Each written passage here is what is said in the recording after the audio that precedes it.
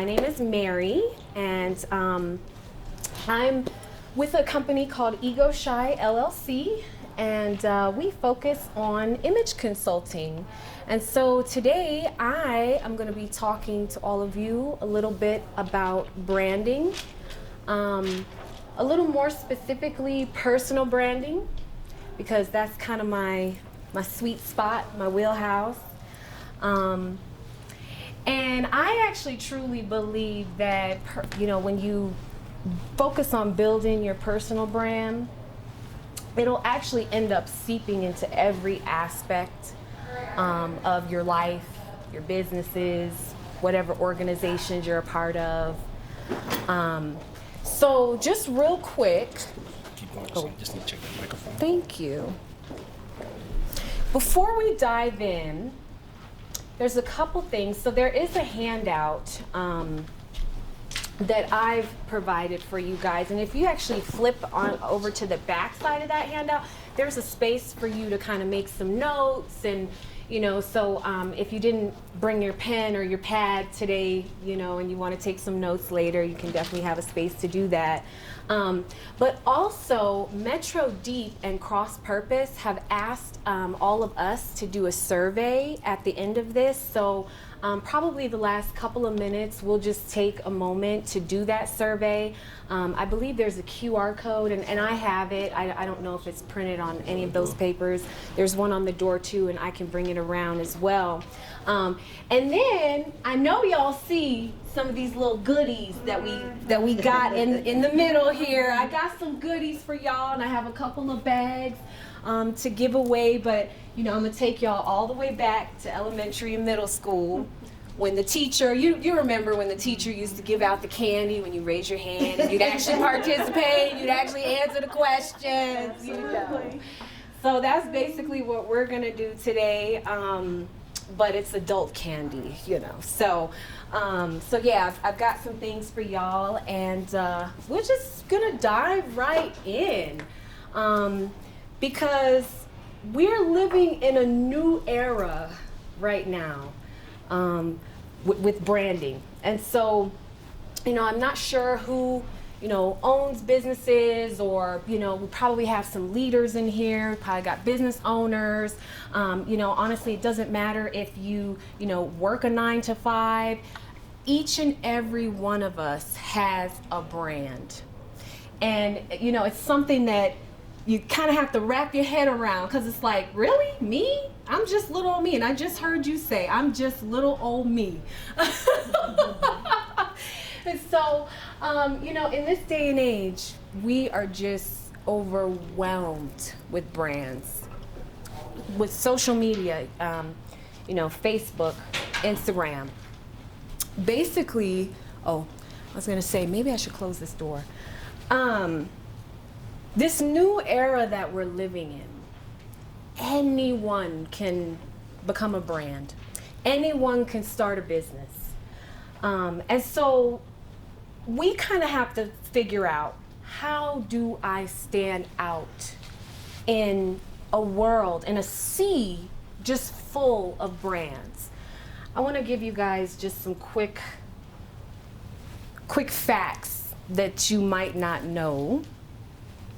Give you just a quick example. If we look at Instagram alone has over 15 million registered businesses. 15 million, y'all, on that platform alone. How many do you think Facebook has? Anybody? Call it out. Probably triple. More than that. Over 200 million businesses worldwide have a Facebook page, or they're using some sort of Facebook tool to market and brand their businesses. That's a lot. I don't know about y'all, but when I read that, I knew the numbers were high, but I didn't know that they were this high. So, when you're looking at trying to figure out, how do I build my brand? how do I, build a brand so that it stands out in this world of just a sea of, it's a whole ocean full. How do people even find you? So we're going to talk a little bit more about some of those fundamentals of branding. And I really like to hone in on the intrinsic elements of branding.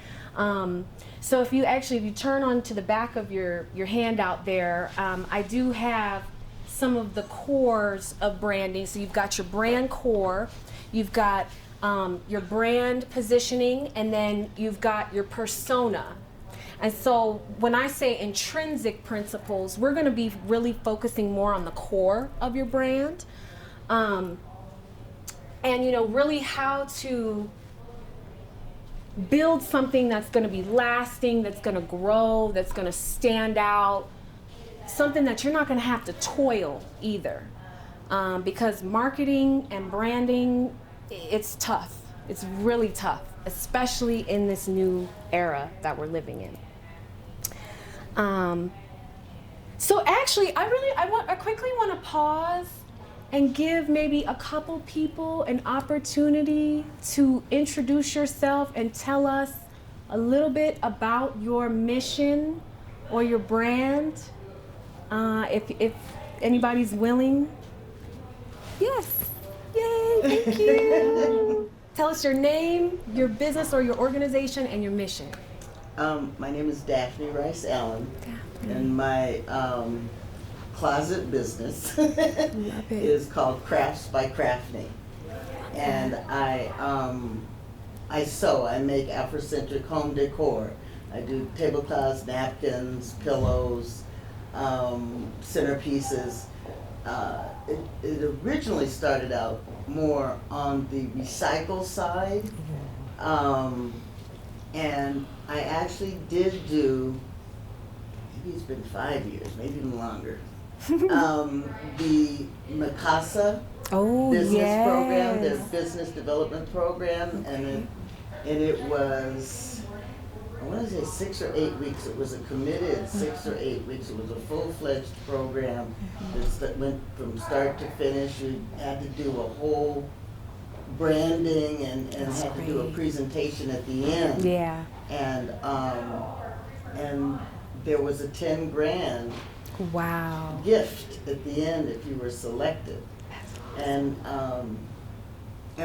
what it did is kind of help me do a couple of things. Decide that it really does take, especially having a product line, you really have to have a lot of product and a lot of product ready. Right. And when you're a single person making these, and then working full time and volunteering and doing other community organizational stuff, it was kind of hard because I wanted to take that leap, but it wasn't a good time to take the leap. But I still do it, and I still enjoy it. And I have a small, modest following. And so that's why I like coming here, because you just kind of need the reinforcement. Right. And to also know that, and this isn't a negative, but not everybody is designed to be a boss or to be their own business owner. Right. Amen. Because there's a lot hard. to it. It is. Yes. It's hard. You have to wear a lot of hats, and when you're raising a family and, you've got your 9 to 5 still, and maybe you have your community organizations or your church, you have a lot of things because we're multifaceted people, Thank you so much for sharing that. Is there anybody else that wants to share? I'll share real fast. Yeah, please. My name is Philip Douglas. I'm the founder and executive director of Make a Chess Move. We play chess, we teach it, but more importantly, we use chess as a tool to reteach common sense. Our mission is to build a just society by developing tenacious learners, compassionate leaders, and ethically driven critical thinkers. That's how we do that. Yes, sir. I love Thank that. you. I love that. That's a beautiful mission too. And how long have you guys been doing that? Officially as a nonprofit with our 501, going on 4 years now. Woo! But unofficially, you know, just with the program, where I know exactly where you were at, where you're at in the garage, you know, working full time, 3 jobs. I know where that was like 2012. So, yeah, definitely growing. That was the soundtrack for 2012. That was the grit, yeah. Definitely. That's awesome, y'all. And we're on all social media, Macam 303, Yeah. MACM 303. Hit us up. Oh, I'm definitely gonna. All Yeah. social media. Not that he's paid me to give him a plug. I've got 3 African American men that are my children. Wow. And they all play chess Please as come down to children. Yes. Software engineer, banker. Go But ahead. Chess was the tipping point. Oh yeah. So, Oh yeah. free plug. Go ahead, Free y'all. plug. It is true what you're Oh, doing. yeah. So, Yes, love indeed. They got that. over 30 years worth of data that proves that fact. Yep. That chess, just knowing how to play, works. Yeah. I love that, you guys. And honestly, you just kind of ushered us into our next point about mission building, right? And I love how you spoke the mission. And tell us the name of the organization one more time. Make a chess move. Make a chess move. I love the mission of Make a Chess Move. It's a mission that builds trust. It's a mission, it sounds like, that's going deeper, you know, than just the surface. And you guys are really going into the community and trying to provide something new and you know, and creative for kids that probably haven't been exposed to chess, you know. So it's really important, and Miss Daphne too, I really like your business and, you know, what you've done as well. And, you know, you mentioned that you do have a little following, and that's because you have built that trust and that connection, and you've been able to relate to folks. You know, I love how you're doing the sustainable fashion. That's huge right now. Huge.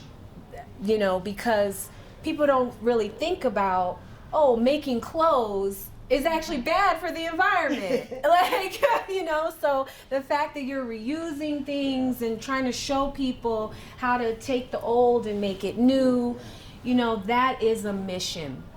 And so, you know, just real quick, I kind of really quickly want to touch on this diversity and inclusion, because you know, right now, and I feel like this is the perfect space, you know, to really talk about this, that it kind of feels like it's like this buzzword now. Everybody's just throwing it around. Oh, D&I.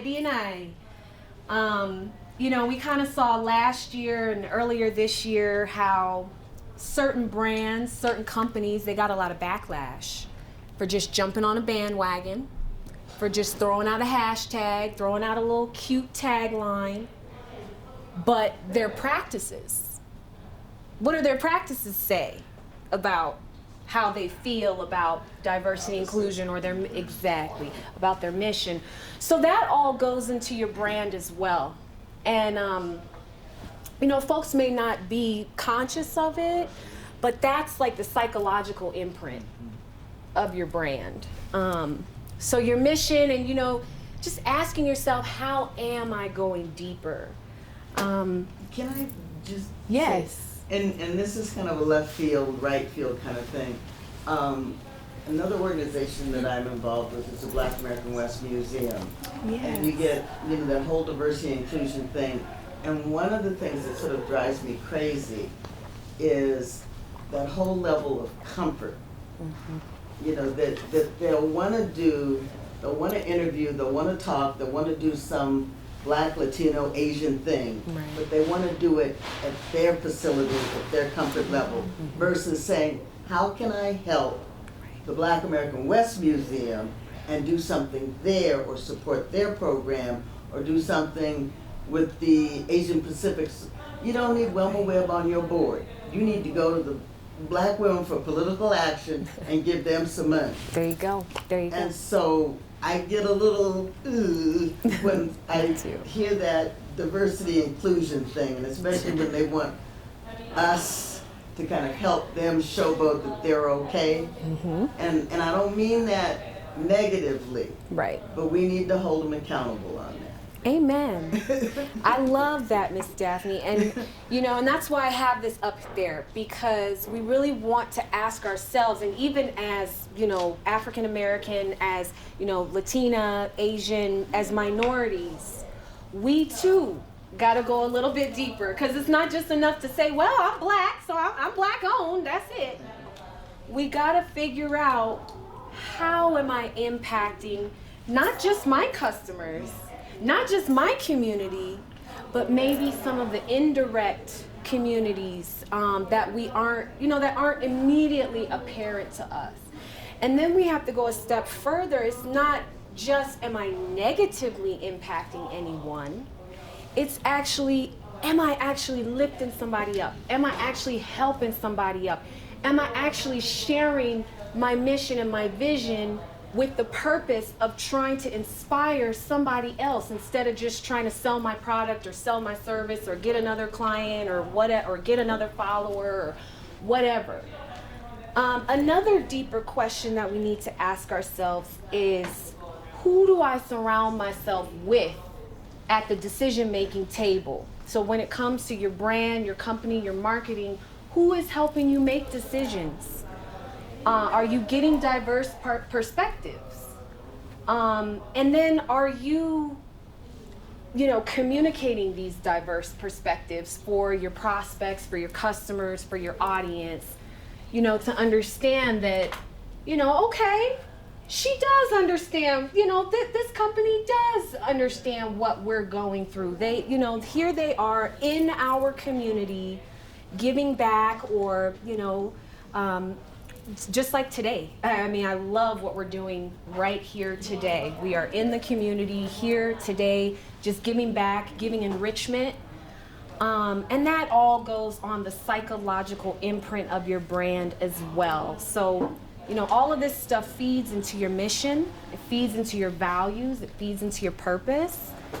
And no matter how far along you go, you can be 2 years in, 4 years in, you could be 20 years in.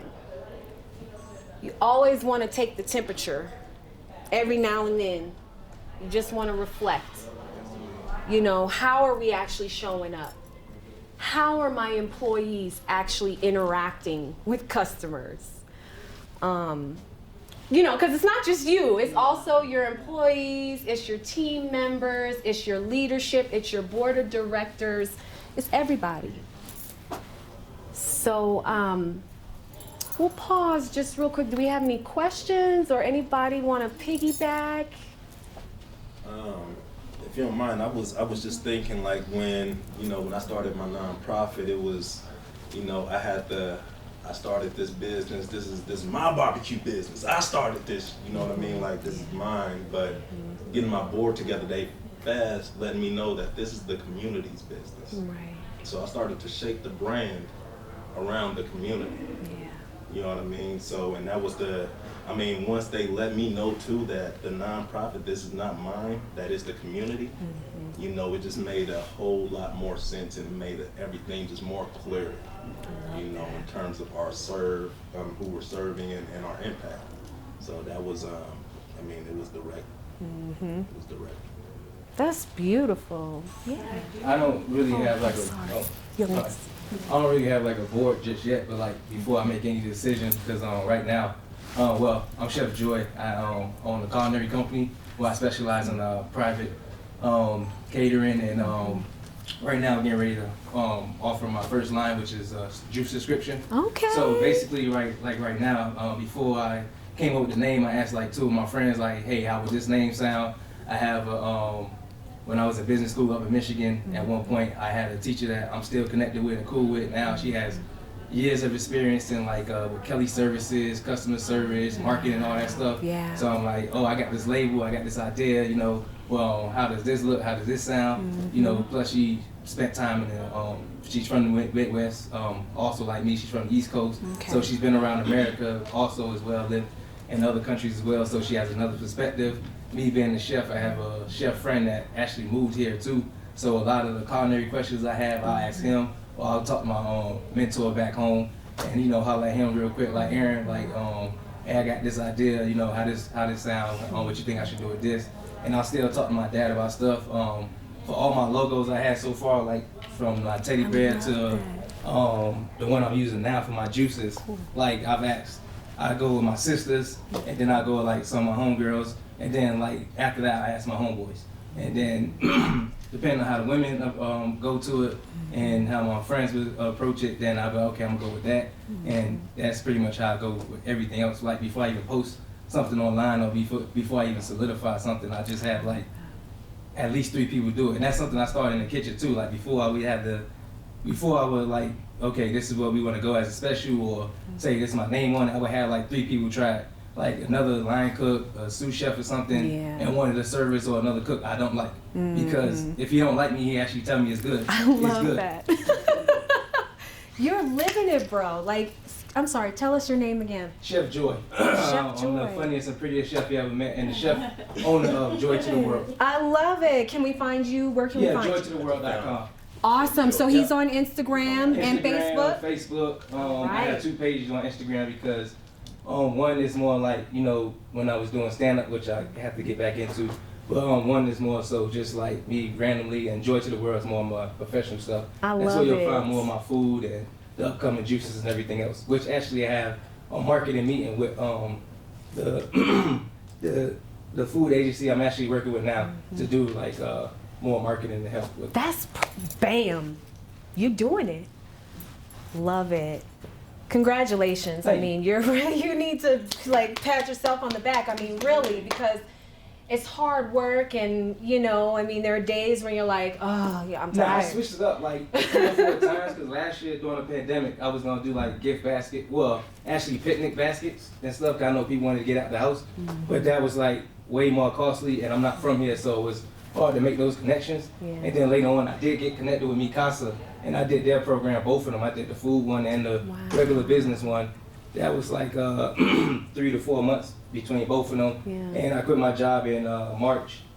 And actually, that was like the first time I had a job over a year since 2011. Because I would quit a job just because. Yeah. Yeah, like, oh, he talking too much. I gotta go. That's amazing. But I mean, this is you, and I love that you said, like, I'm the funniest chef you'll ever meet, because that is really you. That's your brand. That's your personal brand. That's you, Chef Joy, know? And man, I love it. I really feel like you just, hit the nail right on the head for it. And that's so awesome. And I feel like, too, you have already aligned a lot of your values with your brand. The fact that you are already pulling many different perspectives to the table. You said a key word, and I love this word, mentor. He said, I call my mentor back home and I ask him, and I run some things by him. All of that is in your brand. And so you just sitting here, just telling us a little bit about that, we all just got a sense of who Chef Joy is and who you are, what you represent, how you kind of operate, how you do business. And all of that goes into your brand. And I just love it. I'm definitely going to be, you'll see me, bling, bling. I'm going to be following you, liking you, stalking, bling, doing all that. Appreciate it. So, actually, you have to make a run, so I want to go before you start talking. Oh, again. thank you. Well, then wait, before I you took your go. card already. Well, no, let me, because you participated. Thank you so much. Congratulations. Yeah, you did it. Yes. We got champagne to celebrate y'all because, this is hard work, and to keep going and to be consistent with it. I really think all of you should pat yourselves on the back. So that's really what that is for, right? Yeah. I did want to mention something to piggyback off of what Philip said. Yes. As far as nonprofits are concerned and when you're branding yourself, yes, they belong to community, but if you're like an original founder of it, can you credit yourself as you're branding yourself that I'm the original founder of this concept and I'm the one who started this nonprofit? Because very often we particularly as Black people, we don't get credit Yeah. for the stuff we've created. Yes. And the work that we put in to create it. Other people can come in and co-opt it and monetize it and make millions Right. without ever giving credit to the original thought person behind it. Henrietta So- Lacks. Henrietta Lacks. They just now got credit, her family, because they've been suing for a long time. They just now are getting the benefit of The that. issue with 501c3, because you are in that category of a not so there's nonprofit and not for profit. And if I'm saying this correctly, nonprofit, when you get a grant, you typically have to use the money for whatever that specific thing is, or operational, but you have to use it within that time window. A not-for-profit, like Blue Cross Blue Shield, churches, the archdiocese, those are not-for-profit. They don't have to use it in the end of the year, but they don't have stockholders, but they've got some boundaries too. But what you do is within your mission, you make sure that, like with the Black American West Museum and Heritage Center, we put founder Paul Stewart on everything. That was part of the mission, that was part of the requirement. So that you do. You add that into your mission statement, you add that into your bylaws. Right. That's how you keep that going. Right. That's And how you and there's keep that nothing going. wrong with that. Nobody is saying that, we should just be so self-sacrificial that we Yeah. just throw ourselves under. No. And especially as minority folks. No, we can be proud of what we built, but I think what Philip was saying is just shifting that mindset of this is something that can benefit everyone. This is everyone's business, just in that mindset, and not necessarily like literally this here, you can have my business. No. there's another component of that too, that we sometimes refer to as founder syndrome. And that's when you become so caught up and connected with this entity, your baby that you've created, that nobody can advise you. Nobody can tell you or make recommendations. And so, there has to be a balance. There truly does. I'm on the board of several nonprofits, and I can think of one in particular where the founder, it's like, don't tell me. Even though there's a board, Yes. And I say that's problematic right Yeah. there. Yeah. To her point, really being flexible and nimble, understanding the culture that you're in, the community, being able to navigate and shift very quickly to what that is. So it doesn't mean lose sight of self, but not being self-sacrificial or at the same time harming the business because the thinking is so myopic and so Exactly. closed.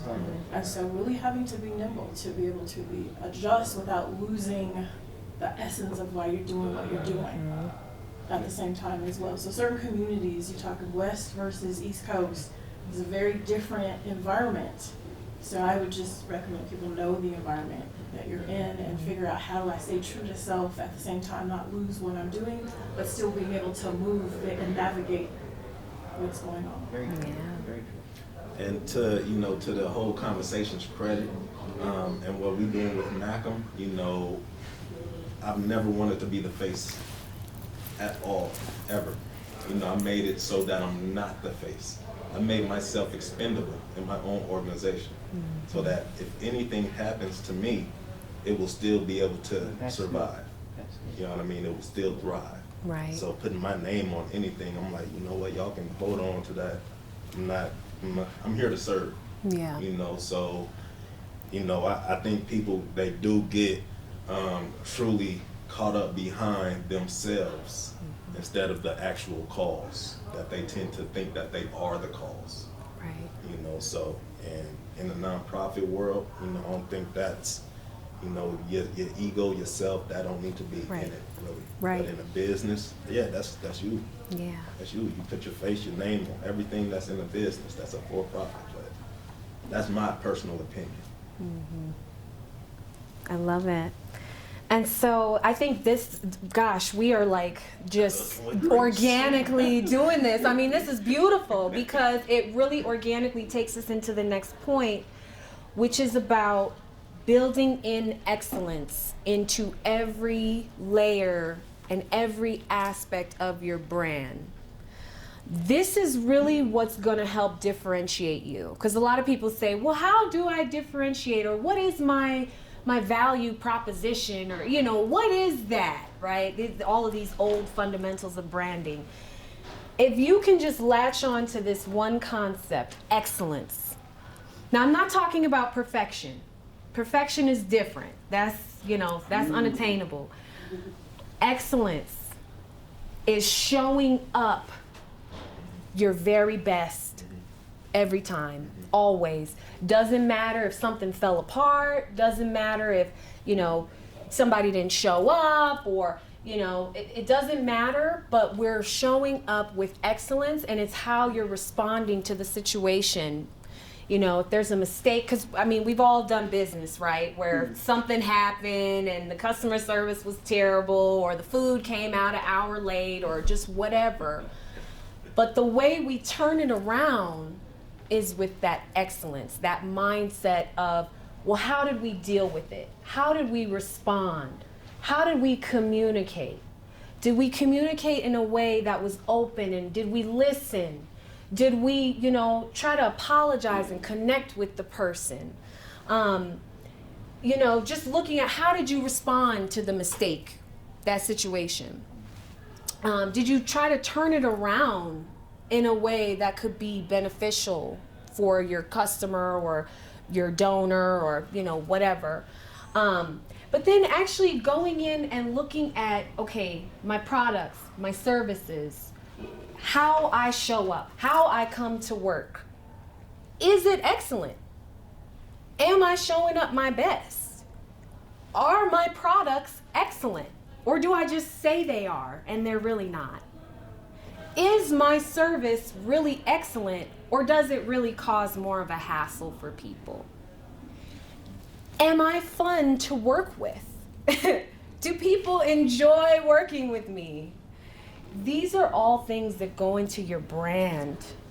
It's the psychological imprint of your brand. It's the intrinsic parts of your brand. And these are the things that are going to start helping you to stand out in this era of thousands, you know, millions and billions of brands and businesses and nonprofits and not-for-profits and, you know, all of 501Cs and 3s and, you know, my goodness.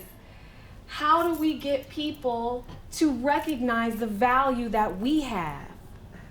Well, it's about showing up, being consistent, and being excellent, and building it into every single aspect of everything that you do. And this is why I really hone in on the personal brand, because once you get it, once you work on it for yourself, it'll translate into it doesn't matter how many businesses you have. You can have 5 businesses. You can have 1 business. It doesn't matter how many boards you sit on. You can sit on 10 boards. Once you hone in on your personal brand and really develop that, people will say, oh, yeah, I know Philip. I know him. Oh, he's opening a new barbecue restaurant. Oh, yeah, we're definitely checking that out. And we're sending everybody over there. But you haven't even tried it yet. How do you know it's good? It's Philip's place, you know. At that point, you don't have to market. You don't have to sell. You don't really have to do anything except just be excellent and be you. People will start seeking you out for who you are. They will seek out your business, your organization for who you are, because they simply want to be associated with the excellence. They want to feel also the feeling. People are really big on feelings. How does this company make me feel? Did I feel good when I spent this money or when I sent in this donation?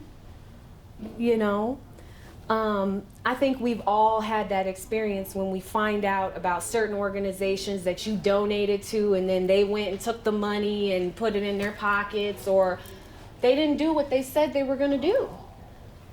And it really damages the entire, it damages everything. So just think about an excellent experience you had. Think about how you felt, what made it excellent. What are some of the things that you can pull out of that experience that you can weave into your own business or your own brand? And then naturally, you will start to find your tribe. Naturally, you'll start to build a little following, and you'll just log in one day. Oh, I have 500 followers. Oh, the last time I logged in, I had 10 followers. Because it will organically start to grow. People will start to say, who is that? Who is Miss Daphne? I didn't know she lived right around the corner from me. Who is that? Follow. Or she'll reach out to you, or, this is how we organically start to build our brand. And like I said, this is the long game. This is nothing that you can just say, okay, Mary told me, let me go home, let me just real quick, all right, it's done. This is stuff that takes consistency. It takes time of us just showing up, sharing our vision, sharing what our values are, figuring out, who can I help today? And all of that, it really does imprint onto your brand. And so let me see where we at with time. Good, we still have a little bit of time. So that kind of brings me into my last point, telling your story.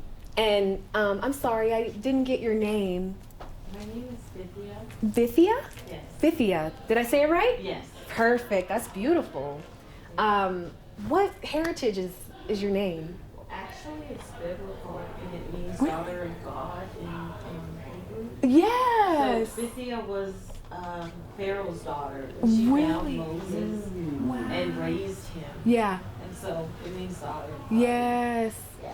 It's a whole long story. No, I love it. I love studying my Old Testament, and I did not know what the Pharaoh's daughter's name was. So that's beautiful. Bithia, I feel like this is beautiful. You can organically tell your story. Absolutely, you're the founder, and don't ever throw that away. That's a part of your story, and the why behind why you founded an organization. What do you hope will be the impact? That's all about telling your story too. And so, the community, your prospects, your customers, people want to know that. They want to know who you are. They want to hear your story. Don't ever shy away from that. Be proud. Yes, I founded that. I founded this organization, and I founded it on these principles, and be loud and be proud about that, I do feel like in our community, sometimes we are a little ashamed, to just talk about our story. And the truth is, a lot of people want to hear your story. They want to hear how you struggled, how you were in your garage, how, they really do. They want to hear all the little steps and, how we got to this point. It's not just something that happens overnight. And, I think one thing, especially in this new age, especially with a lot of young people, they need these stories, because a lot of them are kind of disillusioned. They think that these brands just pop up overnight, and then they want to do it, right? We're seeing a lot of young people that want to be content creators. They want to start brands, and they feel like it happens overnight because that's what they're seeing. And really, the truth is that there's a lot of work that goes into it, and there's a lot of intrinsic parts. And so that's really what I have for you all today. I kind of want to take this time to maybe do some questions. I'd also like to share with you how to reach out to me, because I would love to connect with each and every one of you, you know, more on a one-on-one, and just kind of learn a little bit more about you, your mission, what organizations, you know, you're attached to. But if you could, I mean, you can find me on the back of this handout, but you can also find me on Instagram. If you follow us at Ego Shy Fashion, you can also find us on Facebook at Ego Shy LLC. And I'll really quickly tell you a little bit about my mission with Ego Shy. Several years ago, I was just feeling so burnt out in my job. I was working in finance, and I was the only Black woman in almost in my company. Well, let me back up. In my division, I was literally the only Black woman. And it was so hard, and working in finance, and you're just coming up against a lot of stereotypes and, you know, preconceived notions and things like that. And so I got to a point where I sat down and I wanted to create something that would empower people, and really empower women to, you know, no matter what situation they're in, no matter what role they're in, no matter what job, what company, that, you know, you feel empowered to be yourself, to show up feeling and looking your best. And that's really the mission of Ego Shy. We help folks get their whole personal brand together, to the point where they just feel powerful. They feel like they can really show up and be true to who they are, and, you know, just make a real impact, whether it's in their workplace or, you know, with their work. Or I work with a lot of like creatives, so artists and musicians and CEOs, and, you know, just people that are doing all kinds of awesome things. And so that's really my mission, is to create, you know, an organization that empowers people to look and feel their best. There's nothing wrong with us looking good, because when we look good and we feel good, we can make others feel good. And you can really show up powerful in who you are. So thank you so much. Let's turn it over to some questions, and then I'll give out the goodies for everybody who participated. Any questions? Can you speak a little bit about how data informs? I think a lot of times businesses don't do a lot of research on data. And so just can you speak a little bit about that? I love that. Absolutely. Like, and especially with your brand, you know, and your business, it's important to do your research on your audience. Who is it that you want to help or impact? And I think what you're really getting at is, how do I connect with these people? What are their needs? What does this community actually look like? And really doing that research and really trying to understand what are the needs of this community. Instead of just trying to sell them, you know, a packaged bill of goods that probably won't even actually help them. Yeah, no, I love that data and research. It's very important. It goes into your brand, and that's why also I mentioned having those multiple perspectives. Chef Joy also mentioned that, you know, he kind of likes to delegate some things. He said even that he'll get the opinion or feedback from somebody who doesn't like him. I love that, because then you'll actually get real information. Because sometimes when we filter, you know, when you just go to your friends and you go to the people that know you, and that's where you're gathering all of your data, you're going to tend to miss something, you know. So I love that he pointed out that he gathers his data even from, you know, somebody who he's delegated it from. They'll go and do some data, some research, and bring it back that's awesome. You know, that's just going to help expand your brand's perspective, and make sure that you're really, you know, talking to people in an effective way, you know. So I love that. Yeah. Could you speak also to pricing?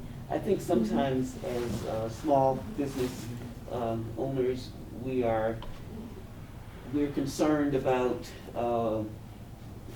either pricing ourselves out of the market, but at the same time, we don't want to appear that our services are to be, or products are to be undervalued. And so that kind of leaves that space.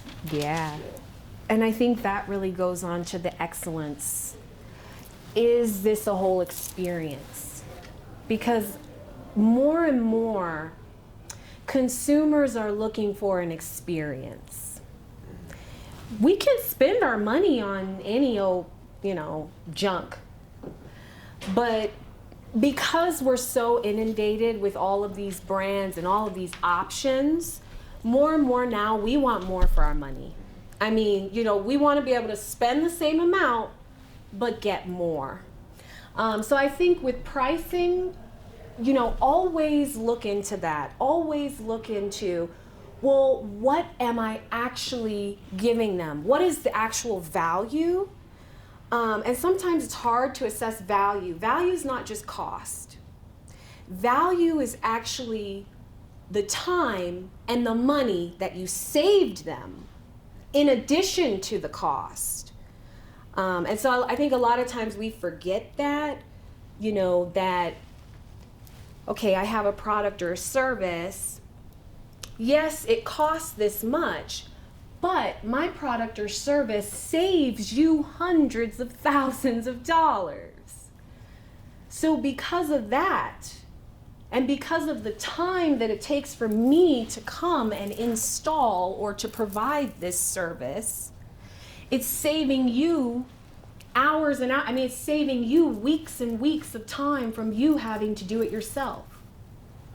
Those are all things that you have to factor into pricing, which I think some people forget. They just think of COGS, which is cost of goods.